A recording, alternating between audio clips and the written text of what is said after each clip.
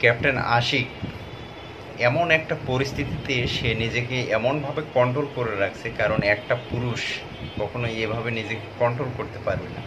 কারণ ওই মেয়েটা যে ভাষাগুলো উচ্চারণ করছে, এখানে যে কোনো পুরুষ হলে অটোমেটিকলি তার গালে কিন্তু দুই একটা লাগাই দেবে। কিন্তু ক্যাপ্টেন আশিক, সে দেখছেন কীভাবে ধৈর্যের পরিচয় দিছে। সে একজন আসলেই পুরুষ, পুরুষ জাতির জন্য একজন সে সম্মানজনক আর কি বলতে পারেন। কারণ বিপদের সময় বা আপনি রাগের মাথায় নিজেকে কন্ট্রোল করাটা হচ্ছে সবচাইতে বড় পুরুষের আসল পরিচয়। একজন পুরুষের বড় পরিচয় হলো রাগের মাথায় নিজেকে কন্ট্রোল করা, নিজেকে শীতল রাখা এবং নিজেকে সেফ রাখা।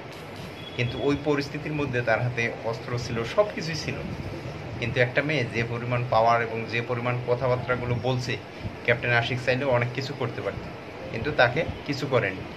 বরঞ্চ মেয়েটা এখন জাতির কাছে নির্লজ্জ এবং রাশি। ক্যাপ্টেন আশিক উনি কিন্তু সেনাপ্রধানের কাছ থেকে সেনা গৌরব পদক পেয়েছে। তোমার কী লাভ হয়েছে? এখন তোমার যত খারাপ ভিডিও, যত কিছু, সব কিছুই পাবলিকের সামনে বের হয়ে যাচ্ছে। কি এমন দরকার ছিল ভাইরাল হওয়ার, বলো?